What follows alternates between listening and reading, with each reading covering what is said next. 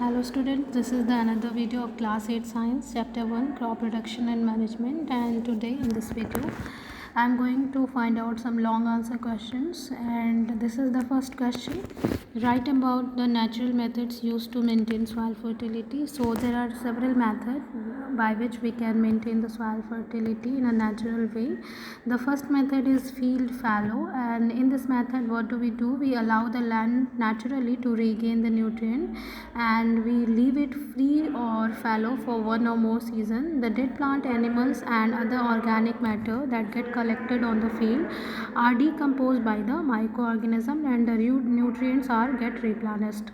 Second method is mixed cropping. The practice of growing two or more crops simultaneously on the same land is known as mixed cropping, and the crops are chosen in such a way that the products and waste material from one crop help in the growth of other crop. For example, if a cereal crop such as wheat is grown along with a leguminous crop such as pulse, then the uptake of nitrogen from the soil by cereal is compensated by the addition of nitrogen in the soil by the nitrogenous fixing bacteria like rhizobium present in the legume. So we grow the two crops in the same field in the same time, and like for example you can take the wheat and you can take the second crop pulse, and because the pulse crop are the leguminous plant, and in the root of the leguminous plant the nitrogen fixing bacteria which is rhizobium remains there, so it fixes the nitrogen, it balances the nitrogen into the soil that is used by the wheat. Now the third method is crop rotation. The process of growing crop in between two similar crop is called crop rotation. This method maintains the soil fertility, prevents crop diseases and pests, and ultimately gives better crop yield. Now the second question is, of what use is crop rotation? Explain giving example. The practice in which different types of crops are grown alternately in the same field is called crop rotation. In crop rotation, cereal crops like wheat, maize, paddy, millet are grown alternately with the leguminous crop like pulses, peas, beans, groundnut, clover in the same field. And what is the advantage of crop rotation? It improves the fertility of the soil by replenishing it with the nitrogen and hence increase production of the food grains, and it saves lots of nitrogenous fertilizers. Now the third question is, what is multiple cropping? Why is it an insurance against crop failure? Multiple cropping is the practice of growing two or more crops simultaneously on the same land, and it acts as an insurance because it acts as an insurance against failure, because risk of total crop failure due to the uncertain monsoon or any diseases is reduced if two crops of a different nature are grown simultaneously as a mixed crop.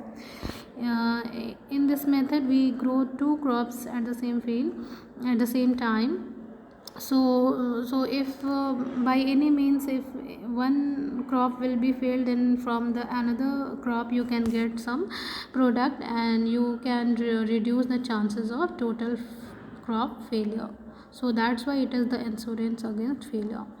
Now what is the difference between drip irrigation and a sprinkler irrigation? So as you know, the drip irrigation and a sprinkler irrigation are the advanced kind of irrigation method, and in a sprinkler system the perpendicular pipelines having rotating nozzles are attached to main pipeline at regular interval. When water is allowed to flow through the main pipeline under high pressure with the help of a pump, it escapes from the rotating nozzles. It gets sprinkled on the crop if it is raining.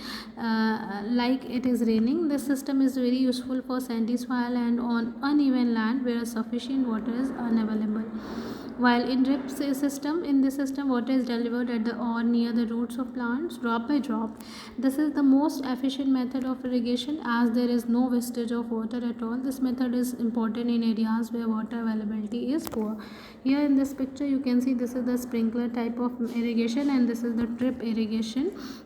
Here the water is given drop by drop, and here it is sprayed over the crop in like a raining. Now the next question is, As a part of Eco Club activities, students were asked to raise a kitchen garden in the school premises. They were provided with some materials given in the box. List the other materials you would require. How will they plant a garden? Write the steps. So, the tools they have like khurpi, water can, spade, shovel, and the answer is the following items are required. And another kind of items they require that are seeds, seedlings, vegetable plants from nursery, kitchen waste, and water. Now the steps for raising the garden. First of all, the kitchen waste will be collected and composted in a pit. Then secondly, a patch of land will be identified for the garden. Then soil will be dug up and leveled with the help of a spade. And then after sowing of seed or transplanting of seedling, and selection of seed or seedling as per the season, and then after water the plants regularly with the water can, and compost will should be applied, and weed will be removed from periodically with the help of khurpi. So these are the steps. Now the question number 6, why does a nursery not have a fully grown plants? So nursery does not have fully grown plants because the fully grown plants require a lot of place which a nursery doesn't have, because there are many plants which grow there. Nursery has a limited area, and in that limited area lots of plants are grown as a baby plant, so it doesn't have lots of area to grow the fully grown plants here. That's why. Now, what could be the reason for melons and pumpkins cracking open while on the plants? Melons and pumpkins crack open to expose the seed to the dispersal agent like birds and animals, thus ensuring that their progeny survive and develop into next generation. Watermelon and pumpkin, they crack open into the field so that their seeds will be exposed and the birds and the animals eat up and spread it, and seed dispersal will be taken place, and after the seed dispersal it will be ensured that their next generation will be able to survive.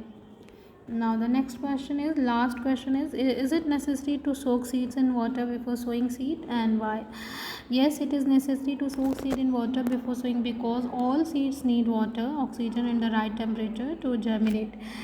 Without water, seeds cannot germinate. So it is very necessary to soak the seed in water, then only the seed can germinate and convert into the seedlings. So this is all for this video. In the next video we will talk about some another topic of class 8 science. Till then, thank you.